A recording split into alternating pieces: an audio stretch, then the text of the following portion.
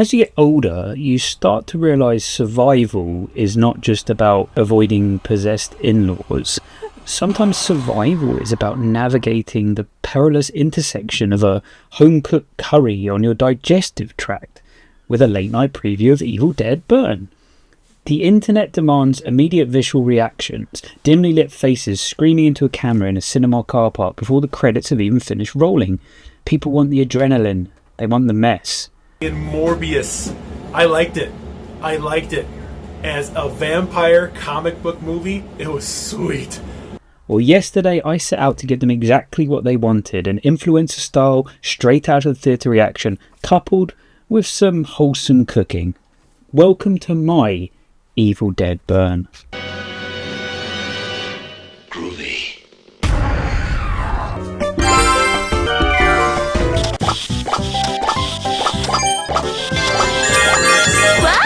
Even better than mother. So good and tasty.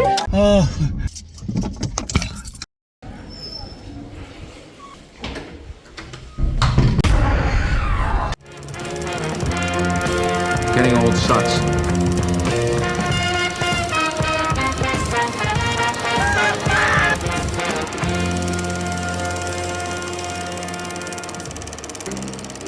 Welcome back to Seat F18. If the intro gave you whiplash, that's good. That was the point. We need to have a serious conversation about the plague of straight out of the theatre reactions. Got out of Oppenheimer. What do you think, Al? A lot of talking. To be completely honest, reviewing a film seconds after the credits roll in a cinema car park. With Rachel McAdams and Dylan O'Brien. This is a crazy ass movie. Yeah. It's just adrenaline-pumped verbal diarrhea. You cannot give a balanced, nuanced or structured opinion of a piece of cinema if your heart rate is still settling, your ears are ringing. It's the exact same psychology as the post-coital moment. You're either riding a wave of misplaced bliss and euphoria that could lead to a terrible impulsive marriage proposal, or you're staring at the ceiling, overwhelmed by a deep sense of apology and shame for what the drink made you do. Neither is a rational state of mind to evaluate art. And yes, before the comment section gets aggressive, art. Reddit hive mind likes to gatekeep that word, reserving it strictly for 3-hour historical biopics or whatever is sweeping award season. But Evil Dead, when done right, is art. It's grueling, tactile masterclass in tension, physical endurance. It's a testament to what practical filmmaking can achieve when a director actually respects the craft. Dragging an audience through a visceral, blood-soaked nightmare requires a level of artistry that most filmmakers can't even comprehend. So to the YouTube Shorts crowd who've already swiped away, I hope you enjoyed the explosive opinion, but for anyone still sitting here, for people who actually want to engage their brains, let's dig in. Let's talk about what actually happened to Evil Dead. If you look back at the golden era, the original, the second, right through the television show, the franchise understood its assignment. It was camp, it was slapstick, the gore was absurd, physical and fundamentally fun. But 2013 happened and Fede Alvarez pivoted the entire franchise into a gritty, mean-spirited, relentless endurance test. And honestly, it worked for that specific moment in time, but Hollywood, as Hollywood does, learned the absolute wrong lesson from it. That brings us to Lee Cronin and Evil Dead Rise. Let's call a spade a spade. Rise could have been any generic Lee Cronin movie. He just slapped the Book of Dead on the table to secure the budget. And we know his playbook, because he pulled the exact same trick this year with Lee Cronin's The Mummy. He took the exact same formula, swapped out the Necronomicon for Egyptian sand, and delivered one of the most creatively bankrupt disappointments of 2026. It's franchise filmmaking as a skin suit.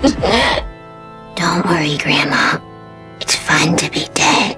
And based on the trailers, Sébastien Vaniček's Evil Dead Burn isn't just following that formula, it's actively making it more miserable. And what makes it so frustrating is that horror this year has been an absolute joy. Movies like Obsession, Exit A and Hoka, proving you can still craft incredible tension, and Backrooms showed us how to build dread out of nothing but atmosphere and pacing. Horror is finding new paths to dread, which is why Evil Dead Burn feels like it's marching in the wrong direction. So let's forget the curry, let's forget all of that and just sit down and take a look at the film after a period of reflection. There is a genuinely good movie buried inside Evil Dead Burn, but, there's always a but, it's been aggressively shoehorned into a wider world that, upon reflection, falls a little bit flat. The movie opens by linking directly back to the pre-title sequence from Evil Dead Rise, because heaven forbid a movie just exists on its own terms. We need to build out the lore. Executives looked at a franchise that originally was Three Stooges with chainsaws, slapstick and cameras strapped to planks of wood, and decided what it really needed was a deep mythology and a cinematic universe, because that's what we need for everything now. And look, the Hollywood playbook here is obvious. You take a director who's shown real promise, Fede Alvarez, Lee Cronin. You hand them a legacy IP and you let them make their own horror film within that sandbox. That springboards them to bigger things, and it lines the pockets of the producers. So the old crew, Sam Raimi, Bruce Campbell, they get their rewards. The studio, it gets that IP or brand maintenance. But bigger rarely means better. Fede Alvarez pivoted to Alien Romulus. Lee Cronin abandons this franchise to deliver his own Lee Cronin franchise with Lee Cronin's The Mummy. Evil Dead Rise, which was the last one, it didn't work for me. The 2013 reboot, it didn't work for me. And I'm not a harp on about original horror of 2026, but I do it for good reason. Originality is thriving. Against that backdrop of original brilliance, Evil Dead Burn is frustrating. It is really slow to get going. I'll admit, once we're locked in the house and the madness starts with the in-laws, there is genuine fun to be had there. Vaniček delivers some incredibly impressive camera work that proves he's got a real future in the industry. There's even flashes of that classic pitch black, rainy humour. The grandma on the stair lift in particular, it's a standout. But the film's fatal flaw, again, like the last two, is its meanness. It's incredibly graphic, and not in a way that feels earned. Ever since the Terrifier franchise broke out, mainstream horror has entered this tedious sport of one-upmanship. It's gore purely for the sake of shock. That being said, credit where it's due, despite going too far in places, the two sequences in that film that genuinely had me squirming in my seat, and neither of them had anything to do with the curry that I'd had earlier. Fingers being trapped in car doors and sharp objects being slowly, agonisingly inserted into eardrums, backed by incredibly accurate sound design. That's the peak of this movie. It's me squirming in my seat, and it's the tactile, physical horror done right. But all of those highs get beaten down by a sloppy, needless, weightless CGI finale. And this matters because after the first step, the indie darlings have been handed the keys to the legacy castles, Zach Kreger, after Barbarian and Weapons, has been given the keys to the massive Resident Evil IP, which frankly is fine by me. Zach Kreger could film me digging a hole and squatting on that beach in IMAX for 90 minutes and produce better art than what the Resident Evil franchise curled out towards its end. Curry Barker, he's got his second film in the can, and after the gargantuan success of Obsession, he's now revving up the Texas Chainsaw. Those directors have immense talent. My only hope is that studios actually let them cook, rather than forcing them to bake their original ideas into a stale cinematic universe crust. Look, did I actually soil myself? Go look at the rest of my content and make up your own mind, but I will say this.